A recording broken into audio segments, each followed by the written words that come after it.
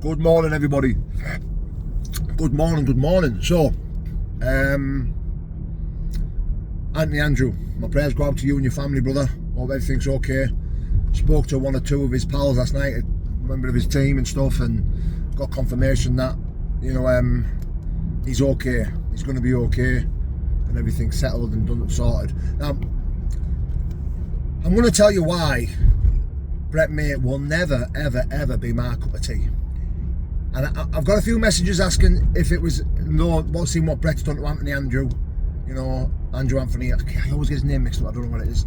Now I'm here to tell you that Brett May had nothing to do with it. It wasn't Brett May. Brett May never did it.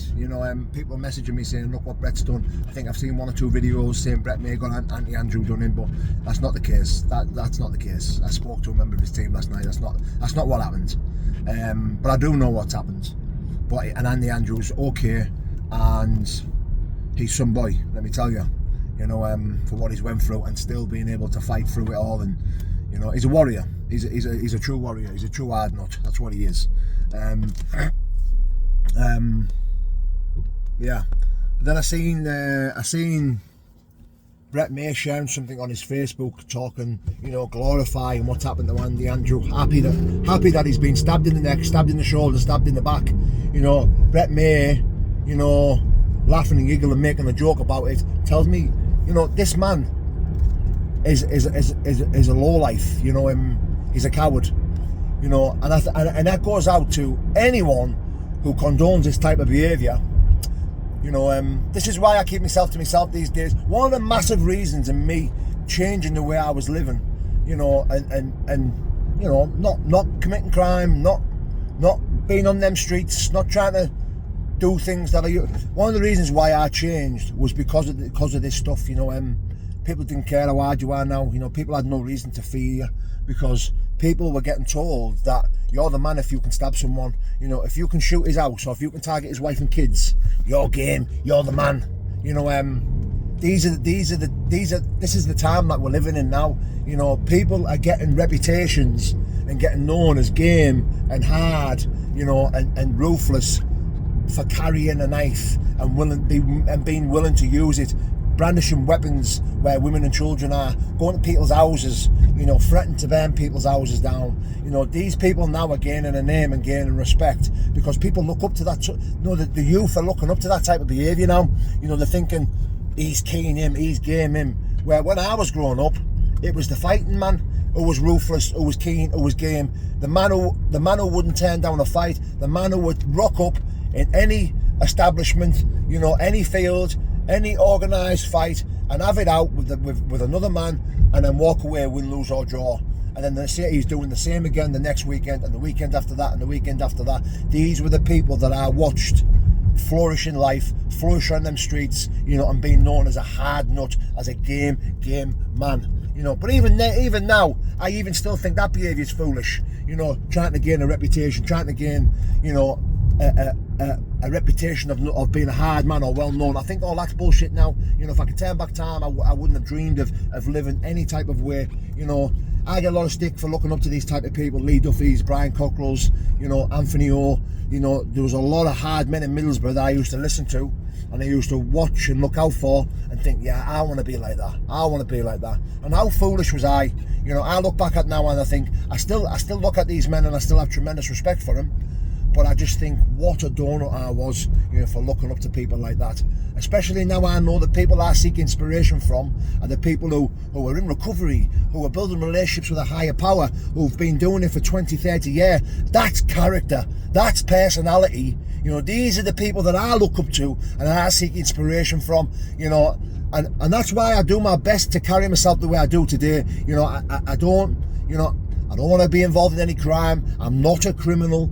Anyone who wants to brandish knives or weapons or threaten my family, I want no part of, because I just want no part of, it's just cowardly behaviour. It's massively shithousery behaviour. And I just think if you can't have a fight, or if you're too afraid to have a fight, and you have to run in gangs and act like piranhas, once one takes a bite, you all take a bite. I just think that's not the life for me. And I think if you want to act that way and be that way, then I don't want you anywhere near my life, and I don't want to ever speak about you.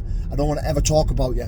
You know, I think it's disgusting. I really do. I really do. I hate Middlesbrough now. I hate the way the UK is turning into this, you know, this era of knife crime and people brandishing weapons and robbing each other, and you know, it makes my skin crawl. It really does. And then I see Brett May posting what's happened to Anthony Andrew on his Facebook. You look well, pal. Ha ha ha.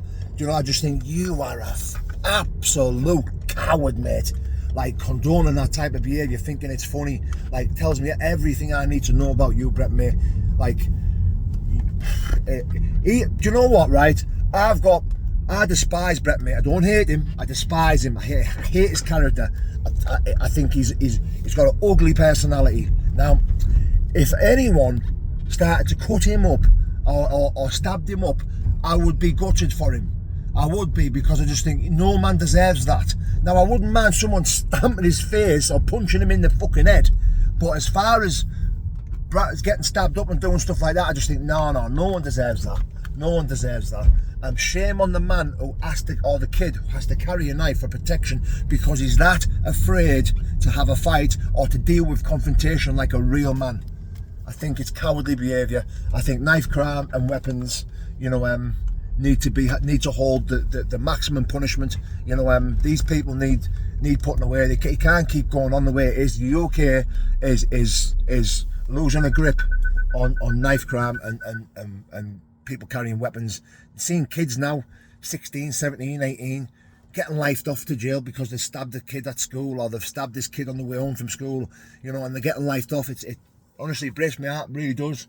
It breaks me heart, and that's why I do my best to carry myself the way I do today, because I just think, you know, I've got to hold myself accountable, you know, for my actions. There's always consequences, you know, and I'm speaking in schools and youth clubs, and I'm trying to tell them, like, look, if you join a boxing gym or any type of combat sports gym, trust me, you will find discipline, you'll find a comfortability in confrontation, knowing when to act and when not to act, you know, knowing when to walk away, you know, knowing what you're capable of and being confident with it, not being that frightened and that scared of confrontation that you have to carry a knife.